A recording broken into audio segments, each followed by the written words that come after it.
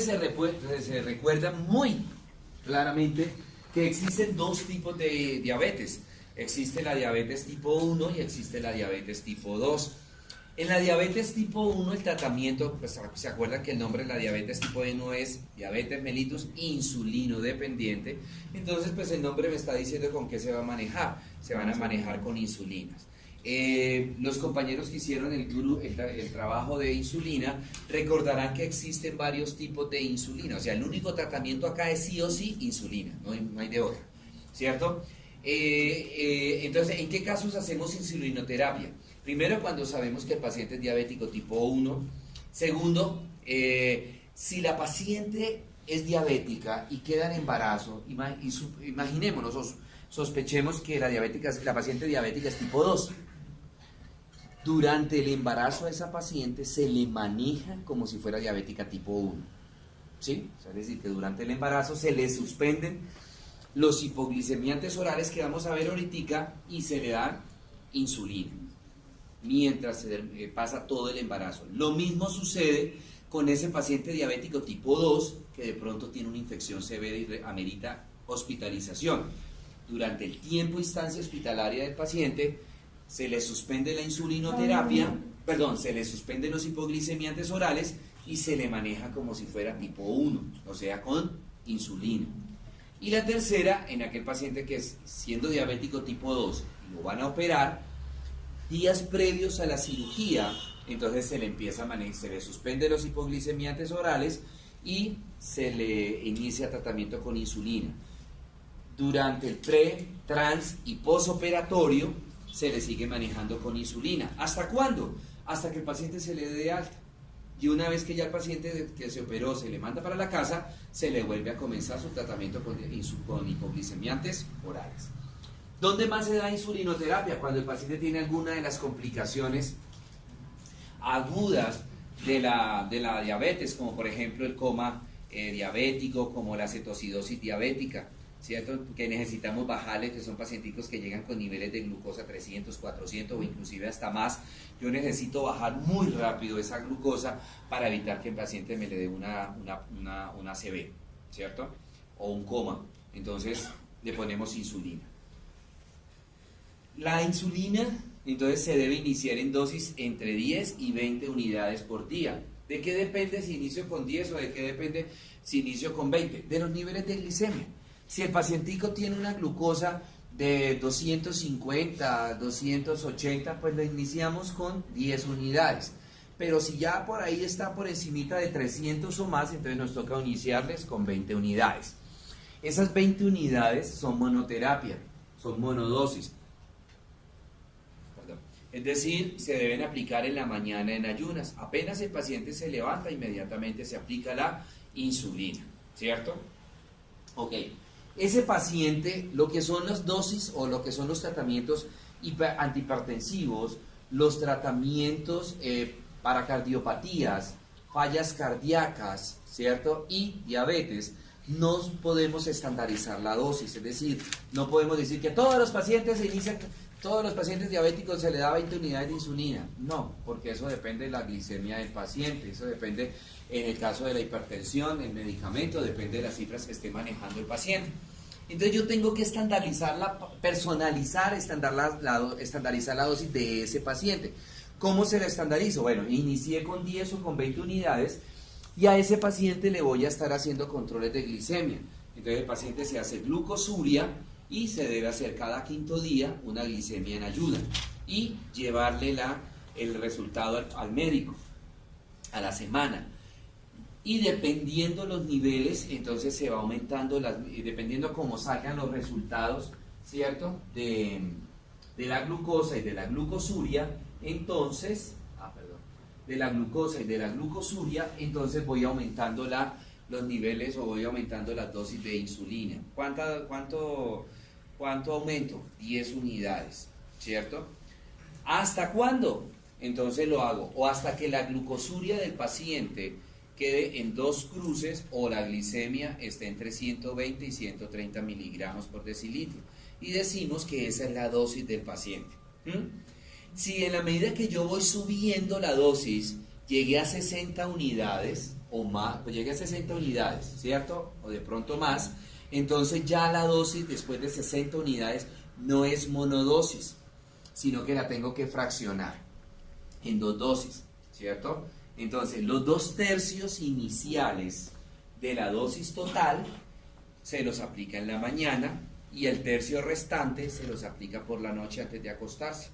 Ejemplo, llegué a 60 unidades, entonces ya a partir de 60 unidades no le puedo hacer monodosis, entonces la tengo que fraccionar. ¿Cuánto es los 2/3 de 60?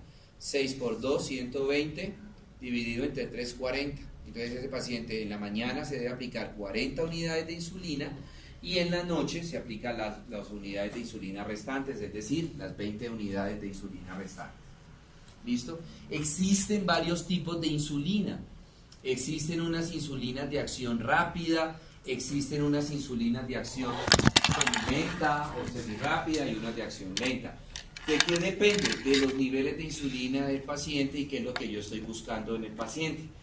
Las insulinas de acción rápida, entonces tenemos por ejemplo la insulina Lispro, la insulina glucilina y la insulina aspartato. Estas insulinas son ideales en los casos de urgencias, lo que les decía ahorita, el paciente que me llega con una glicemia 400, 420, 480, 500 o hasta 800, me han llegado pacientes con glucosas, necesito bajarle rápido esa glicemia antes de que me le dé una ACV. Entonces podemos utilizar estas, ¿sí? Podemos utilizar esta. ¿Cuál es el inconveniente? Su acción es rápida, su inicio de acción es rápida, ¿cierto? Pero es corta la duración. Dura aproximadamente la acción entre 4 y 5 horas. Entonces, ¿cuál es el peligro con esta? Que listo, el paciente le llegó con la insulina, la glicemia en 500, le puse una insulina de estas, listo, se la bajé, pero a las 4 o 5 horas se me puede disparar nuevamente. Entonces necesito controlar eso con otro tipo de insulinas. Tenemos las insulinas de acción breve, que es como el nombre me lo indica, su periodo de acción es muy corto, aproximadamente de 30 minutos, entonces este tipo de insulinas no las utilizamos mucho. Tenemos las insulinas de acción intermedia y larga. Entonces, estas son las ideales tanto para el manejo de la urgencia como para el manejo de ambulatorio del paciente. Tenemos la insulina NPH, que su acción dura entre 2 a 5 horas y puede durar ahí no es 412 horas, sino que es entre 4 y 12 horas. Me quedó la raya, ¿sí? Entonces, esas son las ideales, junto con otra que vamos a ver ahora, que son las insulinas cristalinas, ¿sí? Que son de acción rápida, la insulina cristalina, pero de igual manera me ayuda a regular, tiene un periodo residual en donde podemos utilizar y fraccionar muy bien la dosis del paciente, ¿cierto? Bueno, ahora imaginémonos que el paciente no es diabético tipo 1, sino diabético tipo 2, entonces vamos a utilizar. Y acuérdense que el diabético tipo 2 es diabetes mellitus no insulino dependiente, entonces a ese tipo de paciente no le vamos a administrar insulina. Vamos a utilizarle unos medicamentos que en conjunto se van a llamar hipoglicemiantes orales. Y existen muchas familias de hipoglicemiantes orales. Tenemos por ejemplo las sulfonilurias, que son, hay muchísimas familias, yo solamente les traigo las que más comúnmente se usan, ¿cierto? Tenemos la sulfoniluria, es una de las familias más usadas, es de igual manera de los grupos de medicamentos, no solamente que se emplean con mucha frecuencia, sino son de los más viejitos, de hace muchos años, especialmente los de primera generación, se han usado hace más de 100 años, ¿sí? Muy bien, su mecanismo de acción, ¿cuál es? Estimular. Acuérdense que en la diabetes tipo 2 lo que existe es una resistencia por parte de las células betas del páncreas a la acción de la glucosa. Entonces la glucosa llega como a estimular a la célula beta para que ella produzca insulina y esa insulina degrade la glucosa. En estos pacientes la célula beta no se estimula, por así decirlo, a la acción de la glucosa. Entonces cuando la glucosa llega a estimularla para que produzca la insulina, la célula beta no responde produciendo insulina, o si responde, ya sea produciendo una insulina de mala calidad que de igual manera no va a metabolizar adecuadamente la glucosa, o dos, produciendo pequeñas cantidades de insulina que no van a degradar toda la glucosa, ¿sí? Entonces este medicamento, las sulfonilurias, lo que van es como a aumentar la sensibilidad de la célula beta del páncreas a la acción de la glucosa, para que cuando llegue la glucosa y la estimule, la célula beta produzca cantidades adecuadas de insulina, ¿cierto? ¿Cómo lo hace? ¿Cómo hace eso? Entonces va a actuar sobre unos canales que tiene la membrana celular de la célula beta, ¿cierto? Que son los canales de potasio, ¿cierto? Entonces lo que hace es cerrar esos canales de potasio. Cierra el medicamento, cierra esos canales de potasio a través de una enzima que es la ATPasa. Cierra esos canales de potasio. Al cerrarse, al bloquearse esos canales de potasio, se abren los canales de sodio y entonces la glucosa entra y estimula más efectivamente la célula beta del páncreas, y ella va a responder mejor a la acción de la glucosa, produciendo más insulina. Existen, como les decía, dos generaciones de sulfonilurias. Las de primera generación son las más antiguas, llevan 80, 100 años en el mercado, fueron los primeros medicamentos que salieron para el manejo y todavía están vigentes y todavía son potentes y todavía son muy buenos. Yo confío muchísimo en este grupo de medicamentos.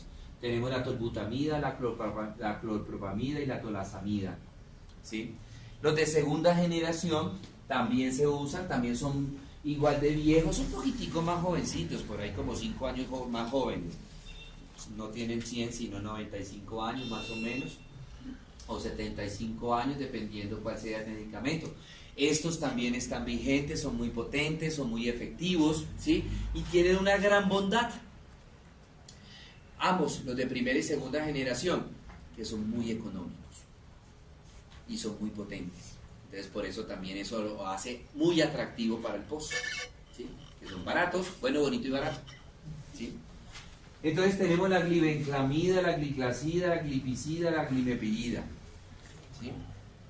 Bueno, ok, pasemos ahora a una segunda familia, la familia de las meglitinidas. Esta familia ya es muy joven, o sea, en comparación pues con las sulfonilurias, esta familia tiene como 20 años apenas, o sea, son tan sardinitas, 20, 25 años.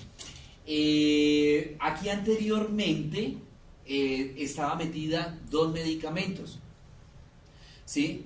Pero se dieron cuenta que el mecanismo de acción de esos dos medicamentos son iguales, pero la única diferencia era bioquímicamente, la estructura bioquímica.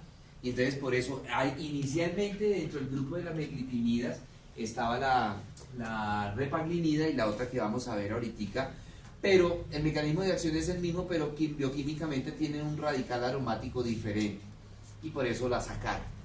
El mecanismo de acción de la repaglinida es el mismo que las sulfonilurias: estimular actuar, bloquear los canales de potasio a través de la ATPasa, con el fin de que se dé apertura a los canales de sodio, la membrana se torne mucho más permeable y permita, aumentando la sensibilidad de la célula beta a la acción de la glucosa, de tal manera que cuando la glucosa llegue, la célula beta va a ser mucho más sensible y va a producir mayor cantidad de insulina. Bueno, el otro son los derivados de la fenilalanina. Este fue la nataglinida, era la que estaba con la rapaglinida anteriormente. Pero, si ustedes se dan cuenta, el mecanismo de acción es el mismo. Sino que bioquímicamente, quién sabe quién fue el sinoficio, que se puso a mirar y se dio cuenta que este tenía un radical aromático más que la rapaglinida. Y entonces dijo, no puede pertenecer a la misma familia. Y por eso le sacaron una familia aparte, ¿sí? Que eran los derivados de la fenilalanina. Pero el mecanismo de acción es el mismo. Bueno. Muy bien. Tenemos ahora otro grupo que son las biguanidas. Dentro de las biguanidas tenemos la metformina. Muy bien. La metformina actúa más a nivel hepático en el proceso de la gluconeogénesis. Sí, de la gluconeogénesis. que es el proceso a través del cual se produce glucosa a partir del glucagón. Entonces, desde ese punto de vista, ojo, gluconeogénesis, ella actúa sobre la gluconeogénesis, pero su potencia en la glucogénesis es muy baja. ¿Sí? Ustedes se acuerdan muy bien de Ana María de eso, de glucogénesis y gluconeogénesis, y bueno, todas esas vainas, ¿cierto? Entonces su actividad es baja sobre la glucosa que se forma directamente, pero es una potencia alta sobre la glucosa que se forma a partir del glucagón. Pero infortunadamente para los pacientes, para todos nosotros, la glucosa que se forma en mayores cantidades es la glucosa que se forma directamente y la que consumimos a través de los alimentos. Sobre esa glucosa, la metformina es de baja potencia, ¿cierto? Entonces ustedes me dirán, entonces ¿para qué no la muestra si esa droga no sirve? ¿Cierto? Bueno, ya les digo que sí sirve.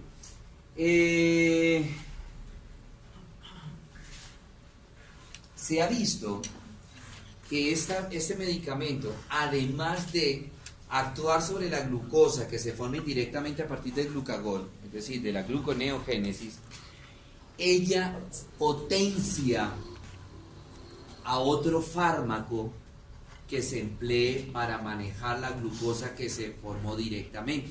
¿Sí me hago explicar? Es decir, este medicamento si lo administro solo no me sirve de nada.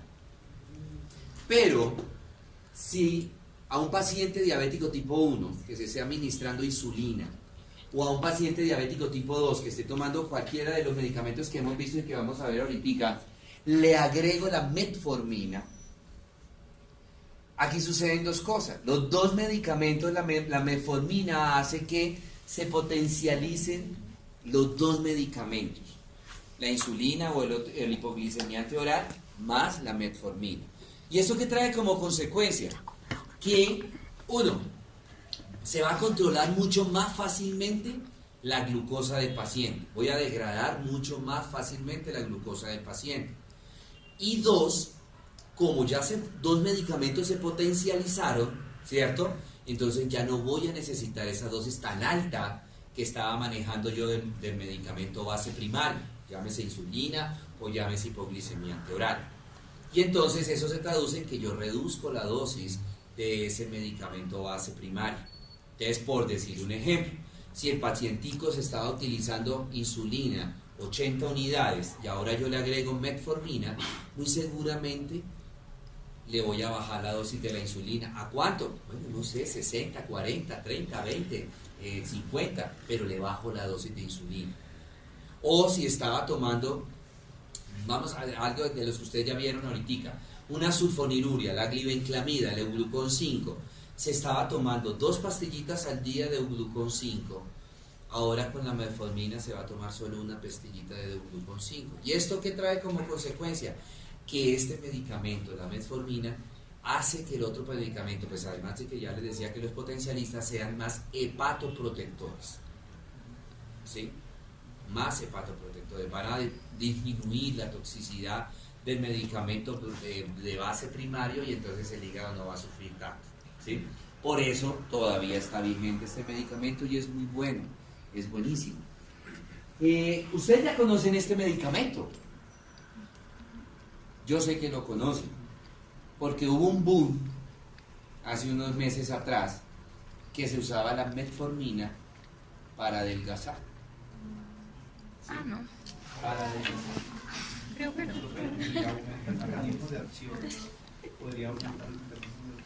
¿De qué se ríe? ¿De qué se ríe? Utilizó mucho y todavía hay gente que lo utiliza para para bajar de peso. ¿Sí? Sí, es fácil. El problema es que le puede dar un mecanismo rebote y entonces su merced, si ya no era ahorita diabético, pues va a estar delgado, eso sí, su cuerpo es cultural, pero diabético. ¿Cierto? Bueno, tenemos otra familia que son las biguanidas, también es relativamente joven, esta familia tiene como unos 30 años en el mercado más o menos. Su mecanismo de acción es bastante potente, Su mecanismo de acción es disminuir la glucogénesis hepática, es decir, la formación de la glucosa a nivel del hígado. Aumenta la utilización de la glucosa, es decir, que ayuda a que el intestino absorba más la glucosa durante el proceso de la digestión. Y tercero, disminuye la resistencia de la insulina a la glucosa, es decir, que también actúa a nivel de la célula beta del páncreas. Digamos que el objetivo, por ejemplo, en el objetivo en un diabético tipo 1, ¿cuál es mi objetivo en el tratamiento? Bueno, el primer objetivo y el más importante es regular los niveles de glucosa, pero el segundo objetivo es proteger la célula beta del páncreas, porque acuérdense por patología que pacientes diabéticos tipo 1 tienen destrucción de la célula beta del páncreas y esa destrucción puede ser progresiva, ¿cierto? Entonces, yo ya no puedo con el medicamento, con ningún medicamento, yo ya no puedo regenerar, revivir esas células beta que se murieron, pero sí puedo actuar sobre las que están todavía vivas y que están enfermas, ¿sí? Entonces, están enfermas, es decir, están con resistencia a la glucosa, ¿verdad? Entonces, están enfermas y están produciendo muy poca insulina porque están muriendo. Entonces, el segundo objetivo mío con la insulina es proteger esas células beta que están vivas, ¿cierto? Ahora, ¿cuál es el objetivo o los objetivos del diabético tipo 2? Lo mismo que el diabético tipo 1 en su primer objetivo, regular los niveles de glucosa. Y 2, evitar que el paciente tipo 2 se me convierta en diabético tipo 1. Es decir, evitar que esas células beta, que simplemente en ese momento lo que tienen es un trastorno metabólico, que son resistentes a la acción de la insulina, a la acción de la glucosa, evitar que se destruyan esas células beta, ¿cierto? Y ustedes de pronto han visto o van a ver pacientes que de pronto anteriormente eran diabéticos tipo 2, pero por no ser juiciosos con el tratamiento, no tomarse la dosis adecuada, no hacer la dieta, se destruyen las células beta y llega un momento en que ya no les hace efecto el hipoglicemiante oral y entonces tenemos que pasar a la insulina.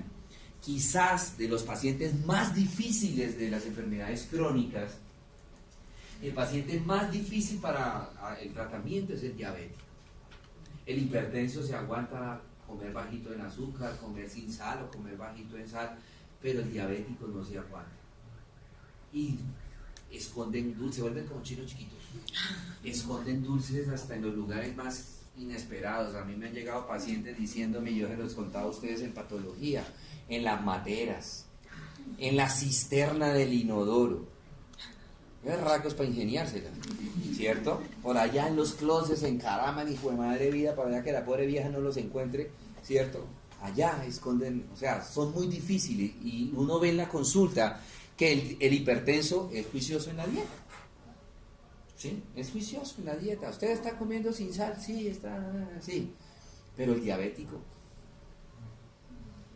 es difícil, es bien difícil, ¿sí? Entonces, por eso lo que les decía ahorita, ese segundo objetivo del tratamiento, tanto en la diabetes tipo 1 como en la diabetes tipo 2. Bueno, muy bien.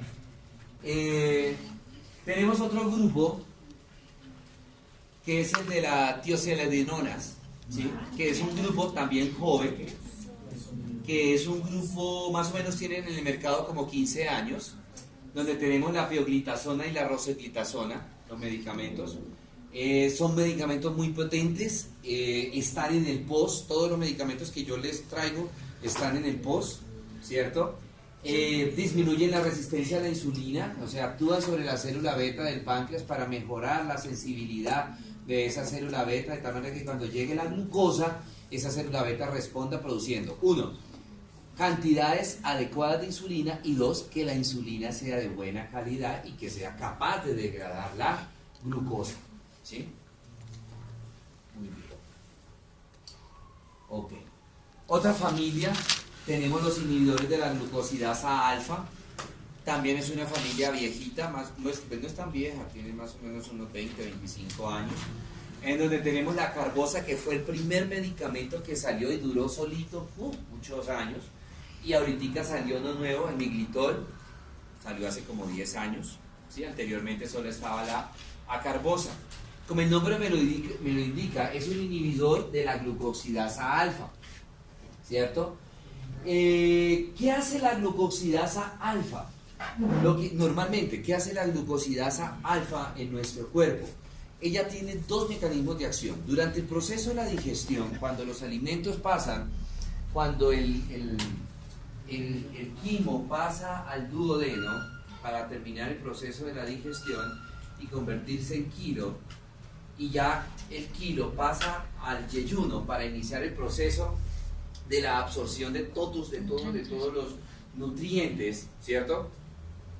Todos esos alimentos que se degradaron en sus partículas elementales como vitaminas, proteínas, minerales, aminoácidos, grasas, los diferentes tipos de grasa y los diferentes tipos de carbohidratos, todos los polisacáridos, monosacáridos, disacáridos, ¿cierto? Lo que hace la glucosidasa alfa, ¿cierto? Ella es reabsorber el azúcar y la grasa de esos alimentos, de ese kilo. Pero esa glucosidasa sabe que esa persona es una persona muy activa y entonces esa glucosidasa, normalmente en nuestro cuerpo, ella prácticamente, es paradójico, ¿no? De todas las enzimas que actúan a nivel del proceso de la absorción de nutrientes en el intestino, específicamente en el yeyuno, unas absorben las proteínas, otras los minerales, otras la vitamina A, B, Oiga, la gran mayoría no absorbe casi todo. En cambio, la glucosidasa sí absorbe todo el azúcar y toda la grasa. No deja nadita en la materia fecal. No deja nadita que se vaya en el popis. Pero vaya, miren el popis y verá que tiene proteínas, tiene minerales, tiene vitaminas. ¿Cierto? Algo está haciendo mal. Entonces, lo que hace el medicamento es inhibir la actividad de la glucosidasa. ¿Para qué? Para que la glucosidasa, cuando llegue el alimento al yeyuno, no se produzca glucosidasa de tal manera que no se va a absorber, no se va a reabsorber el azúcar que trae ese kilo, ni se va a reabsorber la grasa.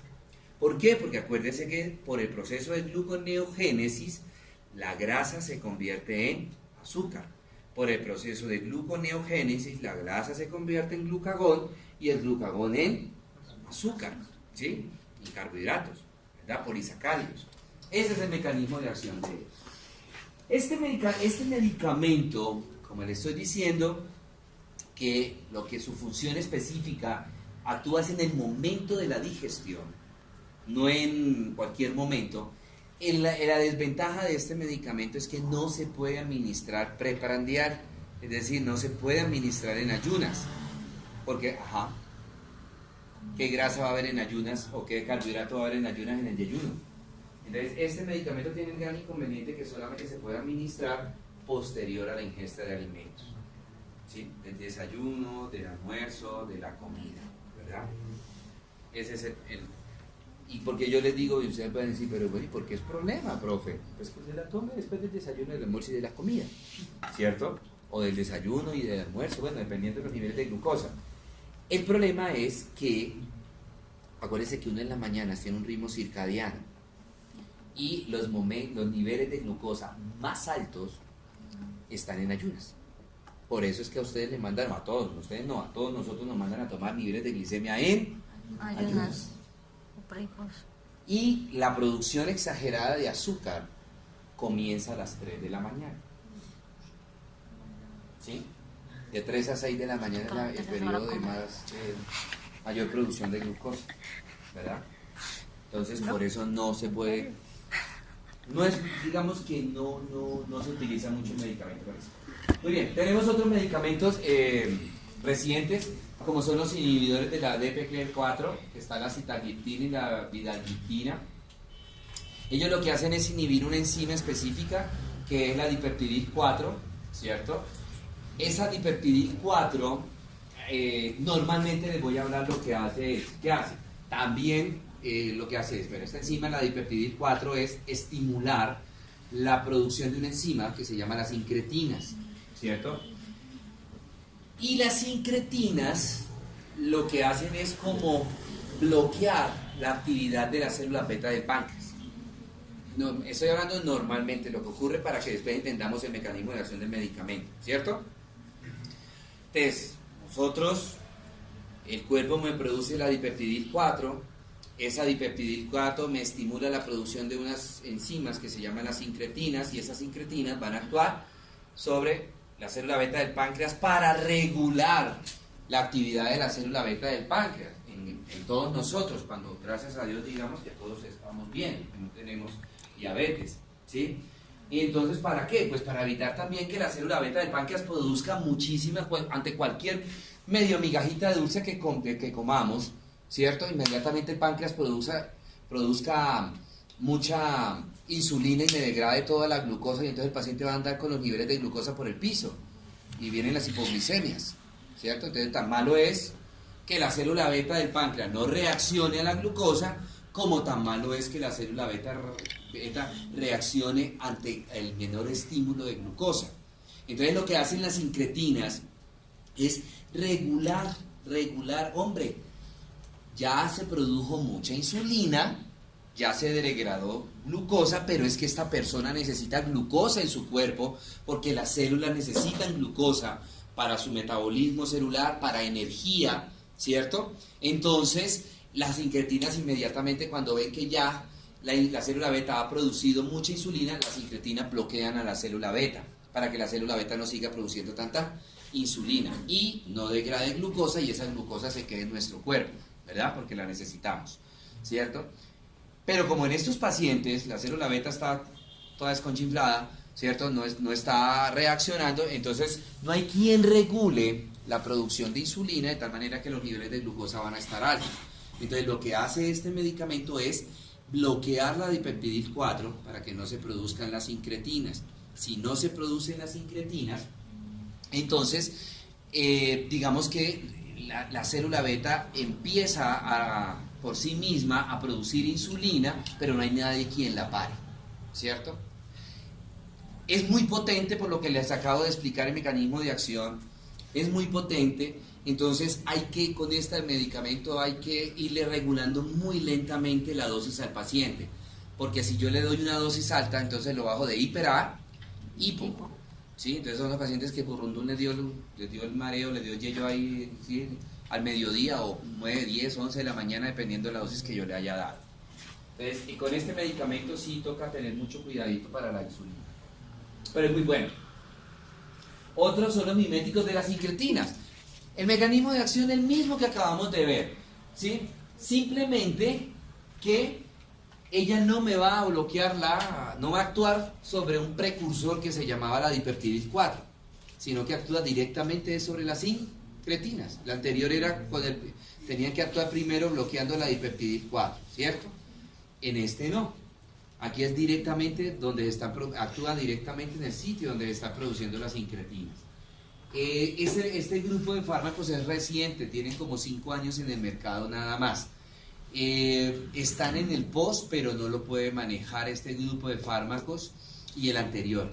No los puede manejar el médico general, sino que tiene que ser el médico especialista, ya sea el internista, ya sea el endocrinólogo. ¿Por qué? Porque es muy costoso, ¿sí? El medicamento es muy costoso. Una cajita de 10 pastillas que viene, puede estar alrededor de los 80.000 pesos. Y estamos hablando de que son 10 pastillas nada más. Y toca darle por 30 días, o sea, 240.000 pesos, y toca darle, ¿sí? Porque es de por vida. Entonces, por eso no, digamos que está en el POS, pero es el POS restringido. No, ¿sí? POS. No lo puede administrar sino única y exclusivamente el especialista. ¿Señor? No, ella no viene en genérico. Bueno, muy bien. Ok.